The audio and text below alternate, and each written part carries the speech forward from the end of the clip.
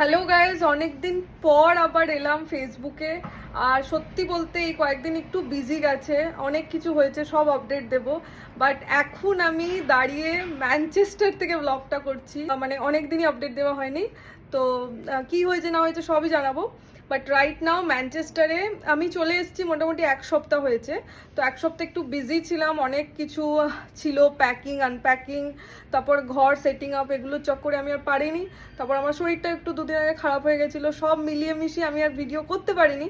But আজকে ভাবলাম যে না, করতেই হবে, যেহেতু আজকে একটা ভালো ডিশ আইটেম রান্না করেছি।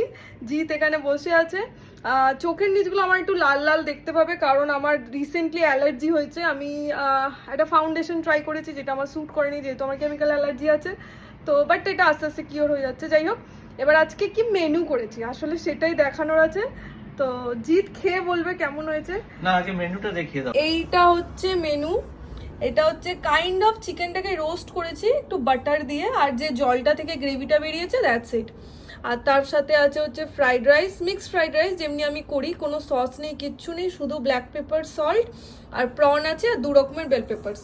আর শসাটা আমি কেটেছি, ওটার কোনো আচ্ছা আচ্ছা, ভ্যালু নেই। ঠিক আছে ঠিক আছে, শসা তুমি কেটেছো, নাও খেয়ে বলো কেমন লাগছে।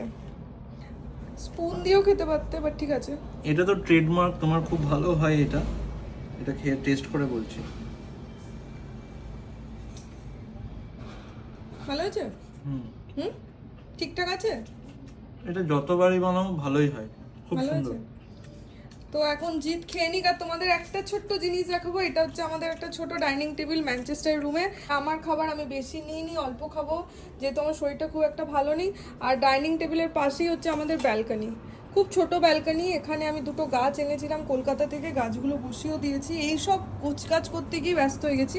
আর ব্যালকনিটার বাইরে হচ্ছে একদম ফেমাস আর্নডেল মল, একদম আমরা সিটি সেন্টারে আছি, ম্যানচেস্টার সিটি সেন্টারে।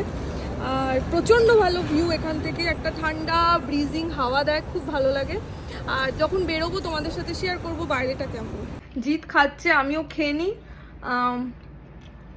দিয়ে যখন বাইরে বেরোবো আমরা, তখন আবার বাইরেটা ঘুরে ঘুরে দেখতে পাবো। আর্নডেল মলটা এত বড়, এত বড়, আমি এক সপ্তাহে মোটামুটি 4-5 বার তো গেছি বলো। হ্যাঁ, আমি এখনো বুঝতে পারি না, মনে হচ্ছে একটা সিটি, মানে একটা ম্যানচেস্টার, তো এই একটা প্লেস থেকে আমি ঢুকবো, আর একটা গেট মনে হয় অন্য প্লেস থেকে। এতটাই বড় মল, প্রচন্ড বড়।